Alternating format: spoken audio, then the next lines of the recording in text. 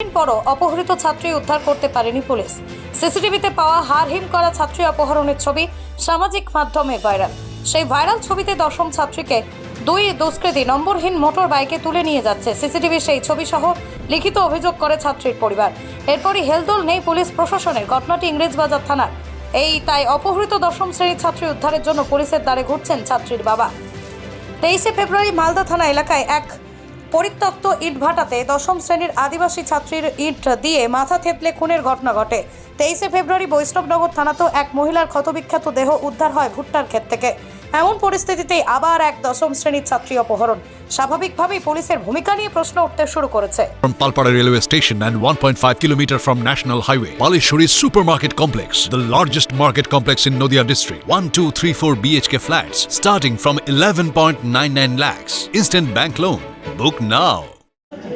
আমাদের মালদা জেলাটা একটা দুষ্কৃতীদের স্বর্গরাজ্য হয়ে উঠেছে।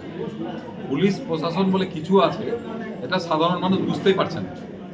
গত এক মাসে আমরা দেখলাম পঞ্চম শ্রেণীর ছাত্রীকে এখানে শহরে গলা কেটে খুন হলো, মোথাবাড়ি থানায় হলো, পুরাতন মালদা আদিবাসী একটা ছাত্রীকে স্কুল ছাত্রীর উপর ঘটনা ঘটলো, বৈষ্ণবনগরে গলা কেটে খুন করা হলো। আবার গতকাল মিল্কিতে ইংলিশবাজার থানার অন্তর্গত সেখানে একটা স্কুল ছাত্রীকে অপহরণ করা হয়েছে। এখনো পর্যন্ত পুলিশ কোনো কিনারা করতে পারছে না।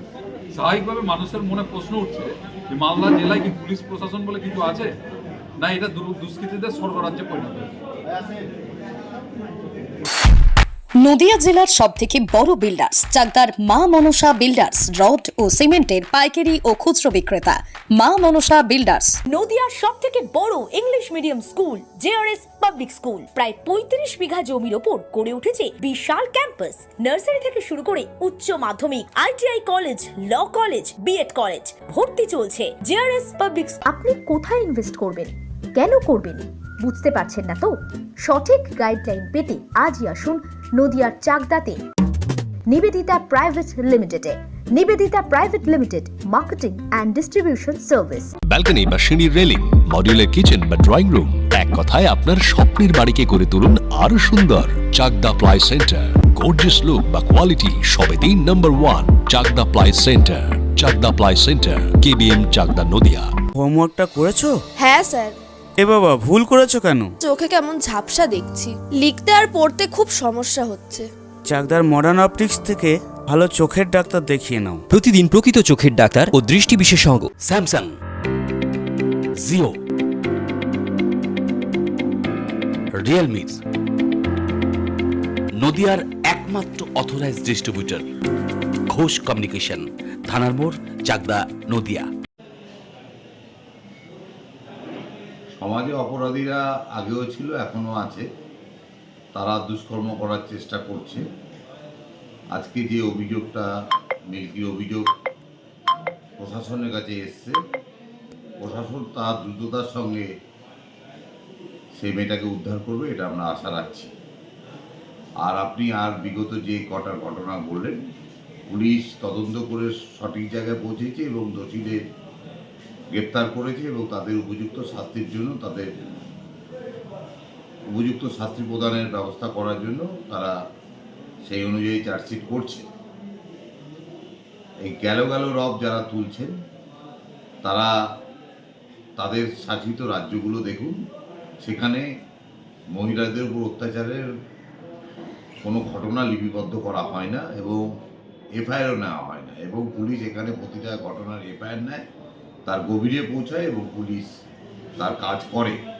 এবং আমাদের বিশ্বাস, মিল্কির আজকে যে ঘটনা ঘটছে, সে মিল্কির এই কাজ, মিল্কির এই অপহরণ করার যে কথা বলা হচ্ছে, সেটা পুলিশ তদন্তে পৌঁছাবে এবং উপযুক্ত দোষীদের ধরে উপযুক্ত শাস্তি প্রদান করবে।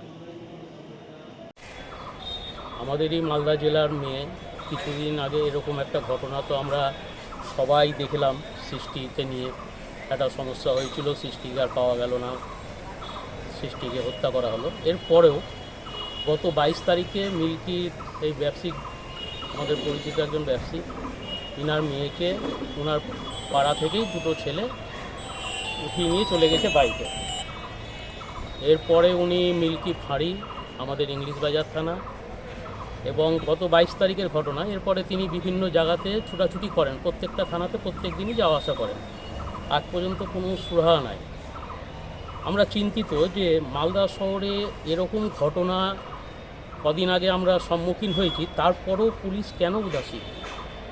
পুলিশ কেন এখনও এই জিনিসটাকে উদ্ধার করে দিতে চাইছেন না বা পারছেন না? কী সমস্যা? উনি তো সবসময় থানাতে যোগাযোগ করছেন, ইংলিশ বাজারে যোগাযোগ করছেন, মানিকচকে যোগাযোগ করছেন, কিন্তু আজ পর্যন্ত মেয়েটার কোনো খোঁজ পাওয়া যাচ্ছে না। আমার নাম দেবাশিস দাস।